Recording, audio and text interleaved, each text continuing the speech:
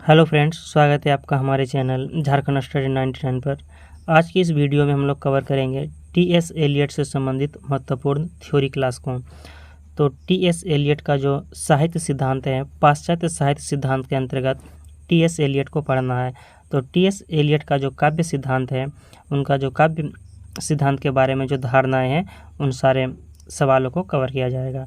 तो चलिए शुरू करते हैं इस क्लास को। टी.एस. एलियट एलियट 20वीं शताब्दी के अंग्रेजी के सर्वश्रेष्ठ कवि और आलोचक के रूप में विख्यात है।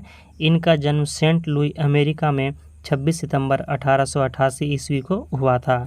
तो टी.एस. एलियट का जो जन्म है, वह जन्म कहाँ पे हुआ है? तो सेंट लुई पे हुआ है, और सेंट लुई जो है अमेरिका में है। जन्म की बात करें तो ईस्वी तो 26 सितंबर 1888 ईस्वी को हुआ है, और यह 20वीं शताब्दी के अंग्रेजी के सर्वश्रेष्ठ कवि और आलोचक भी हैं।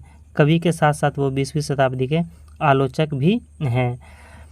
परंपरा को नई दृष्टि से समझने और साहित्य में उसकी प्रतिस्थापना में उनके सिद्धांत विशेष रूप से उल्लेखनीय है। एलियट के आदर्श आलोचक अरस्तु, रेमंड गोर्मी, टी.यू. हुल्मे, एजरा पाउंड और फ्रांसीसी प्रतीकवादियों का प्रभाव था। तो एलियट के जो जीवन पर है, इनके जो काव्य सिद्धांत में इनके जो आदर्श आलोचक के रूप में किसका किसका प्रभाव है, तो आपको याद रखना है अरस्तु का, रेमंड गोर्मी का, टी.यू. हुल्मे का और एजरा पाउंड और फ्रांसीसी प्रतीकवादियों का प्रभाव था। परंपरा संबंधी विचार, मूर्ख अभिव्यक्ति संबंधी धारणा, वस्तुमूलक प्रतिरूपता प्रभावित थी। एलियट अपनी आलोचना को अपनी काव्य कर्मशाला का उपजात तो कहते ही हैं, साथ ही यह भी मानते हैं कि कार्यरीति और भावरीति प्रतिभाएं परस्पर पूरक हैं। अच्छा कवि अच्छा आलोचक भी हो अथवा अच्छा आलोचक अच्छा कवि हो, यह आवश्यक नहीं है। कवि टी.एस. एलियट के अनुसार जो है वह कहते हैं कि एक अच्छा जो आलोचक है अच्छा कवि होगा, और एक अच्छा कवि अच्छा आलोचक होगा, यह सही नहीं भी है और आवश्यक भी नहीं है। ध्यातव्य है कि एलियट की आलोचना मुख्यतः सर्जक की दृष्टि से लिखी गई है, पाठक की दृष्टि से नहीं। जैसे रिचर्ड्स की आलोचना केवल पाठक के लिए है, वैसे एलियट की आलोचना केवल पाठक के लिए नहीं बल्कि सर्जक और पाठक दोनों के लिए है। एलियट ने आलोचना के न तो सिद्धांत बनाए हैं, एलियट जो है आलोचना के न तो सिद्धांत बनाए हैं न नियम। उन्हें आलोचना के किसी व्यक्ति, वाद या संप्रदाय से भी जोड़ना संभव नहीं है। वे स्वतंत्र चित्त आलोचक हैं, और जो कवि टी.एस. एलियट जो है वह स्वतंत्र चित्त के आलोचक हैं। किसी व्यक्ति, वाद या संप्रदाय से भी जोड़ना उन्हें संभव नहीं है। वे स्वतंत्र चेता आलोचक हैं और उनके वैयक्तिक मानदंड हैं। उन्हें जहाँ जो भी गहन प्रतीत हुआ उसे उन्होंने निसंकोच ग्रहण किया है। इसलिए उनकी आलोचना पर प्रभाव तो बहुतों का है, किंतु पूर्ण अनुमान उन्होंने किसी का नहीं किया है। वस्तुतः एलियट की आलोचना का प्रयोजन मानते हैं 19वीं शताब्दी के आरंभ में रोमांटिक कवियों। तो एलियट की जो आलोचना का प्रयोजन माना जाता है वह 19वीं शताब्दी के आरंभ में रोमांटिक कवि जो थे, वर्ड्सवर्थ, कॉलरिज, शेली आदि ने जिस आलोचना का सूत्रपात किया था 19वीं शताब्दी में, उसमें कवि की वैयक्तिकता, भावना और कल्पना का प्राधान्य था। तो आपको याद रखना है कि 19वीं शताब्दी में जो रोमांटिक कवि थे कौन? वर्ड्सवर्थ, कॉलरिज और शेल आदि। फ्रेंड्स, यहाँ पर जो मैंने इम्पोर्टेंट फैक्ट को जिसे याद रखना है उसको मैंने कलर कर दिया, यानी उसको हाईलाइट कर दिया। आपको ये चीज़ को याद रखना है। उसमें कवि की वैयक्तिकता, भावना और कल्पना का प्राधान्य था। मैथ्यू आर्नल्ड ने वैयक्तिकता के अतिरेक को अवैयक्तिकता संतुलन करने का प्रयास किया, किंतु साहित्य से अधिक संस्कृति की ओर, काव्य से अधिक धर्म की ओर। तो आपको ये याद रखना है कि साहित्य से अधिक संस्कृति की ओर और काव्य से अधिक धर्म की ओर उन्मुख रहने के कारण उन्हें अभिषिक्त सफलता नहीं मिली है। तो तो उसमें कवि की वैयक्तिक भावना और कल्पना का प्राधान्य था। किसमें? तो वर्ड्सवर्थ, कॉलरिज, शेल आदि में जो 19वीं शताब्दी के आरंभ में जो रोमांटिक कवि थे उनके बारे में कहा गया है। इसके बाद है हमारा सेंट्सबरी की आलोचना ऐतिहासिक और जीवनी मूलक थी। कवि सेंट्सबरी जो थे, इसकी जो आलोचना है ऐतिहासिक और जीवनी मूलक थी। तात्पर्य यह है कि आलोचना की इन प्रचलित पद्धतियों में कवि की प्रधानता और कृति की गौणता थी। इसलिए एलियट ने उद्बाहु घोषणा किया कि सच्ची आलोचना तथा सूक्ष्म प्रशंसा का लक्ष्य कवि नहीं बल्कि काव्य है। परंपरा और इतिहास बोध का सिद्धांत। परंपरा और इतिहास बोध का सिद्धांत टी.एस. एलियट का क्या कहता है कि इलियट की प्रथम आलोचनात्मक कृति द सीक्रेट वुड प्रकाशित हुई। तो आपको ये याद रखना है कि इलियट की प्रथम आलोचनात्मक कृति क्या है, तो द सीक्रेट वुड है, जिसमें tradition and the individual talent नामक प्रसिद्ध लेख संग्रहित है। और इस पर जो एक लेख लिखा गया है उसका नाम क्या है, तो tradition and the individual talent प्रसिद्ध लेख संग्रहित है। यह लेख इलियट की आलोचना का मूलाधार है और प्रस्थान बिंदु भी है, यानी इन्हीं से जो है उनकी रचना का प्रारंभ होता है। 1922 में द वेस्टलैंड कविता क्राइटेरियन में प्रकाशित हुआ है और उनकी जो 1922 में कविता प्रकाशित हुई है द वेस्टलैंड, किसमें, तो क्राइटेरियन पे प्रकाशित हुई है। न केवल इलियट के लिए बल्कि अंग्रेजी साहित्य के लिए भी महत्वपूर्ण घटना थी और यह इलियट के साथ साथ अंग्रेजी साहित्य के लिए भी बहुत महत्वपूर्ण घटना थी। इसके प्रकाशन से शुरू में बेहद हो हल्ला मचा, इसे साहित्यिक धोखाधड़ी तक हो गया, किंतु धीरे धीरे यह आक्रोश परिसंसन में परिणत हो गया और साहित्य जगत में इस कृति के साथ इलियट की प्रतिष्ठा अविचल हो गई और इस साहित्य से जो है, इस रचना से वह एक साहित्य के क्षेत्र में एक अमर स्थान बना लिए।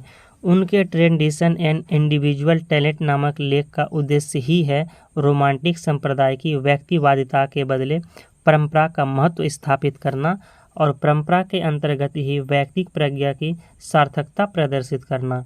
इलियट के काव्य सिद्धांतों को समझने के लिए उनके कविताओं की अपेक्षा उनके निबंध कहीं अधिक मददगार हैं। इस संदर्भ में उनका संवर्धित चर्चित निबंध है और इस विषय पर जो है उनकी सर्वाधिक चर्चित निबंध है, यानी वह निबंध पर ज़्यादा ख्याति प्राप्त किए हैं टी.एस. एलियट। अब है क्लासिकवाद। क्लासिकवाद के बारे में टी.एस. एलियट का क्या मंतव्य है, तो एलियट ने स्वयं अपने बारे में कहा था, मैं राजनीति में राजतंत्रवादी, धर्म में एंग्लो कैथोलिक और साहित्य में क्लासिकवादी हूँ। वह कहते हैं कि मैं साहित्य के क्षेत्र में क्लासिकवादी हूँ। एलियट ने अपने को क्लासिकवादी कहा है, अतः यह जानना आवश्यक है कि क्लासिकवाद से उनका क्या तात्पर्य है। तो कभी टी.एस. एलियट जो है अपने आप को क्लासिकवादी कहते हैं, लेकिन क्लासिकवाद से उनका क्या तात्पर्य है इसे जानना जरूरी है। उनके अनुसार क्लासिक का अर्थ है परिपक्वता या प्रौढ़ता और क्लासिक साहित्य की सृष्टि तभी हो सकती है जब सभ्यता, भाषा और साहित्य प्रौढ़ हो और स्वयं कृतिकार का मस्तिष्क भी प्रौढ़ हो। मस्तिष्क की प्रौढ़ता के लिए वह इतिहास और ऐतिहासिक चेतना को आवश्यक मानते हैं।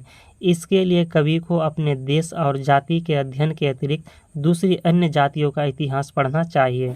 और कवि टी.एस. एलियट कहते हैं कि उसे अपनी साहित्य के साथ साथ, अपने इतिहास के साथ साथ दूसरी जातियों का भी इतिहास पढ़ना चाहिए। उस सभ्यता का ज्ञान प्राप्त करना चाहिए जिसने हमारी सभ्यता को प्रभावित किया है। सारांश यह है कि कवि को अतीत की पूरी जानकारी होनी चाहिए। शील की प्रवृत्ता से उनका अभिप्राय आदर्श चरित्र का निर्माण है। महान कवि क्लासिक इलियट के अनुसार यह आवश्यक नहीं। उनके अनुसार दोनों में अंतर है। अंग्रेजी में महान कवि अनेक हो चुके हैं, किंतु इलियट उन्हें क्लासिक नहीं मानता। और जो है अंग्रेजी पर तो कई सारे महान कवि हैं, अनेक महान कवि हो चुके हैं, किंतु एलियट जो है उन्हें क्लासिक कवि नहीं मानता। महान कवि केवल एक विधा में पराकाष्ठा तक पहुंचकर सदा के लिए उसकी संभावना को समाप्त कर देता है, जबकि क्लासिक कवि एक विधा को ही नहीं, अपने समय की भाषा को भी पराकाष्ठा पर पहुंचाकर उसके विकास को, संभावना को समाप्त कर देता है। अब है परंपरा का शाब्दिक अर्थ। तो परंपरा का शाब्दिक अर्थ में एलियट कहते हैं कि पहले से चली आई हुई धारणाएं या मान्यताएं। एलियट का मानना है कि परंपरा अत्यंत महत्वपूर्ण वस्तु है। परंपरा को छोड़ देने से हम वर्तमान को भी छोड़ बैठेंगे। इस प्रकार वे अपनी पुस्तक आफ्टर स्ट्रेंज गॉड्स में परंपरा के महत्व को रेखांकित करते हैं। तब को ये जो पुस्तक है इसे याद रखना है। आफ्टर स्ट्रेंज गॉड्स में परंपरा के महत्व को रेखांकित करते हैं। परंपरा से मेरा तात्पर्य उन सभी स्वाभाविक कार्यों, रीति रिवाजों को, धार्मिक कृतियों से लेकर नवागंतुक को अभिवादन करने में स्वीकृत तरीके से तर्क जो एक स्थान में रहने वाले एक समुदाय के व्यक्तियों से रक्त संबंध समाहित है। उनकी दृष्टि में परंपरा का सर्वाधिक महत्वपूर्ण तत्व इतिहास बोध है। वे इस बात के पक्षधर हैं कि परंपरा से प्राप्त ज्ञान का अर्जन और विकास आजीवन करना चाहिए। 19वीं शताब्दी एलियट से पहले स्वच्छंदतावाद का बोलबाला था। तब को ये पॉइंट याद रखना है कि 19वीं शताब्दी से पहले जो है 19वीं शताब्दी के एलियट से पहले स्वच्छंदतावाद का बोलबाला था। स्वच्छंदतावाद कविता को आत्मनिष्ठ मानता है। एलियट ने इसका प्रबल और स्वच्छंदतावाद कविता को जो है आत्मनिष्ठ मानता है।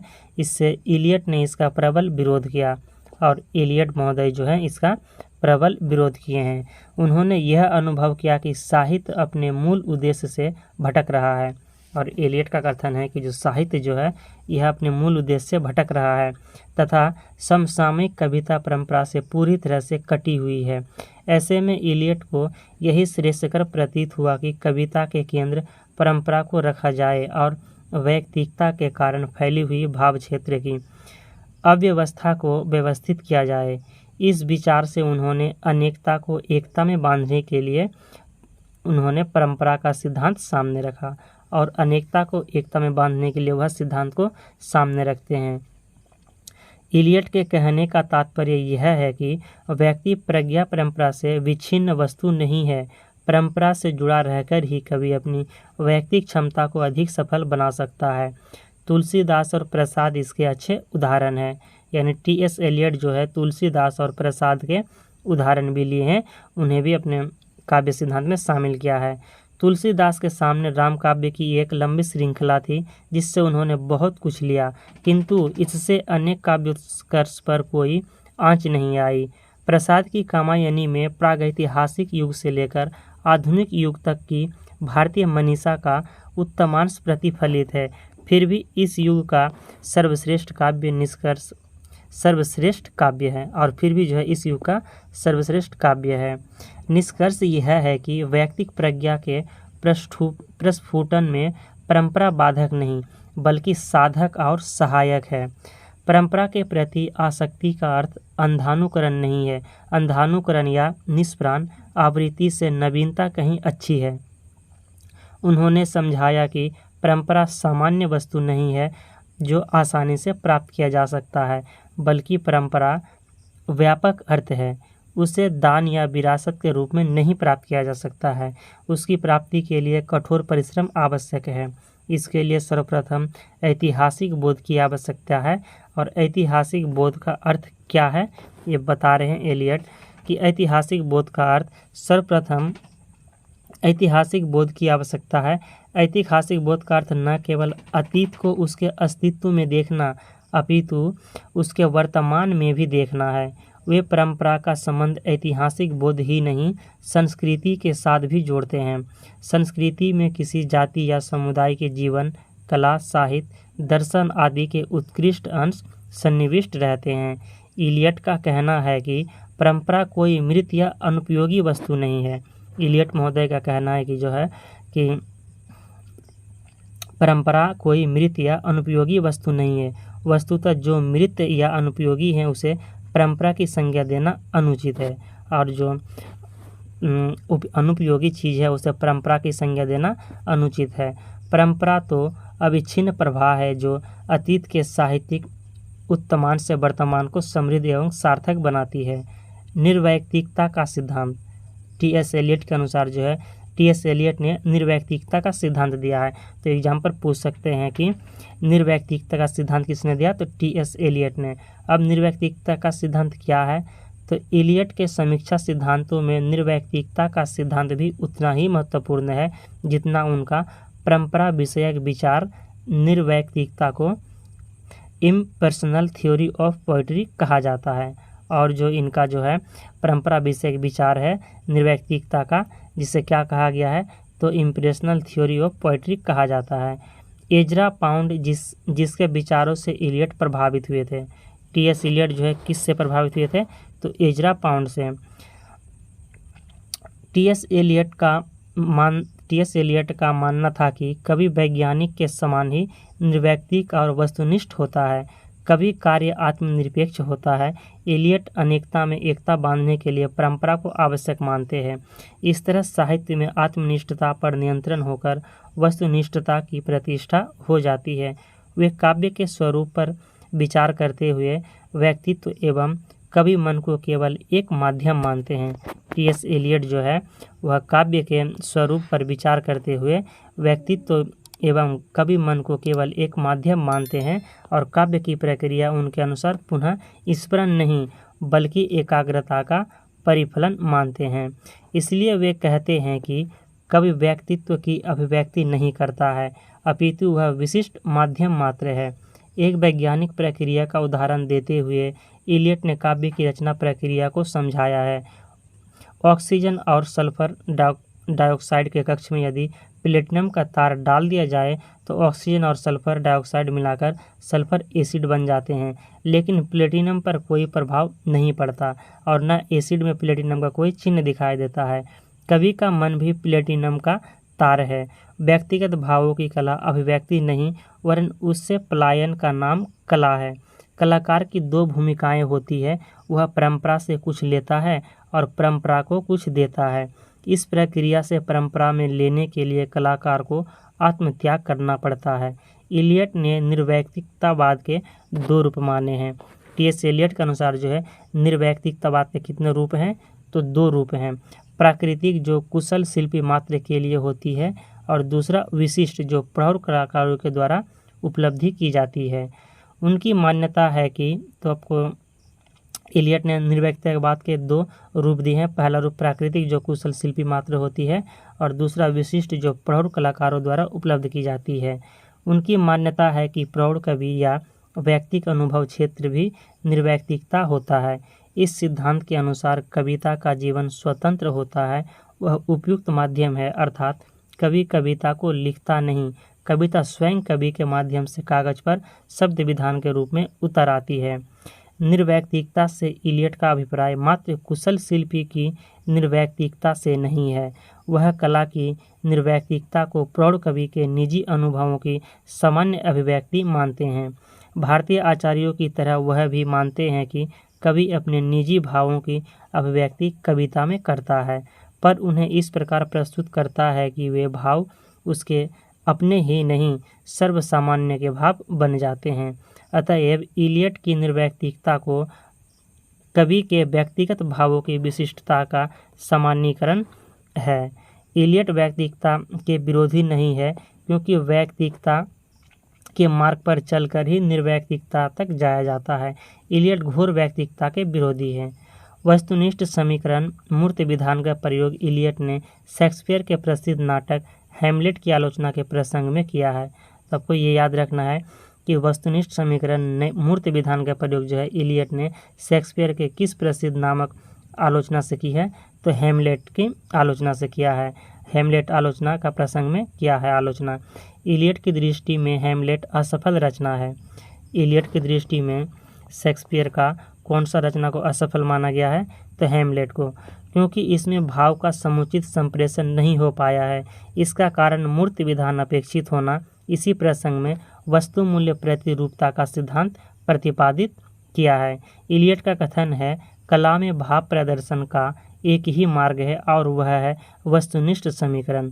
दूसरे शब्दों में ऐसी वस्तु संघटना स्थिति घटना श्रृंखला प्रस्तुत किया जाए जो उस नाटकीय भाव का सूत्र हो, ताकि जो से बाहर वस्तुएं जिनका पर्यवसान मूर्त मानस अनुभव में हो, यानी मानव का जो अनुभव में होता है वही बाहर होते हैं। इसके बाद है वह अपनी संवेदनाओं और अनुभूतियों की अभिव्यक्ति के लिए वस्तु मूलक चिन्हों से काम लेता है। फलतः अमूर्त भावनाएं मूर्त रूप में प्रकट हो जाती है। इन मूर्त चिन्हों अथवा प्रतीकों से ठीक वही भावनाएं जागृत होती है जो कवि के मन में जागृत हुई थी। काव्य की सफलता इसी में है कि भावनाओं और उनके मूर्त विधान में पूर्ण सामंजस्य और एकरूपता हो। अतः एलियट इस वस्तुनिष्ठ समीकरण को विभाव विधान भी कहते हैं। Friends, T.S.. एलियट का थ्योरी क्लास को यहीं पर समाप्त करते हैं। इतना ही था थ्योरी क्लास। अगर आपको आज का वीडियो पसंद आया तो एक लाइक ज़रूर कीजिएगा और चैनल में तो सब्सक्राइब कीजिएगा।